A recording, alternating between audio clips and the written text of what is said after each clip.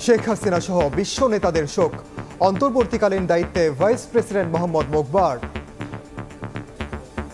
পশ্চিমা আধিপত্যকে বৃদ্ধাঙ্গুলি দেখানোর আইসির মৃত্যু দুর্ঘটনা নাকি পরিকল্পিত, যুক্তরাষ্ট্রের ষড়যন্ত্রের গন্ধ খুঁজছেন কেউ কেউ। ইরানের পথ হারানোর কোনো কারণ নেই। মধ্যপ্রাচ্য থেকে শুরু করে আন্তর্জাতিক অঙ্গনেও একই অবস্থা থাকবে, তাদের নীতিতে কোনো পরিবর্তন হবে না।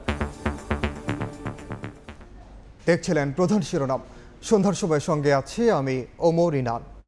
এবার অন্যান্য শীর্ষ সংবাদ। রাজধানীতে চলবে ব্যাটারি চালিত রিক্সা, নিম্ন আয়ের মানুষের জীবিকার কথা চিন্তা করেই প্রধানমন্ত্রীর নির্দেশনা। নিষিদ্ধ থাকবে মহাসড়কে, জানালেন মন্ত্রী পরিষদ সচিব। 156 উপজেলায় দ্বিতীয় ধাপে ভোটকাল, কেন্দ্রে কেন্দ্রে সরঞ্জাম। দুর্গম পাহাড়ে হেলিকপ্টারে যাবে ব্যালট বাক্স, চরাঞ্চলের নিরাপত্তায় কোস্ট গার্ডের টহল, মাঠে বিজিবি। চিনির নিয়ন্ত্রণহীন বাজারের নেপথ্যে এনবিআরের কুটচাল, 5% দেশি আর 95 ভাগই হয় আমদানি।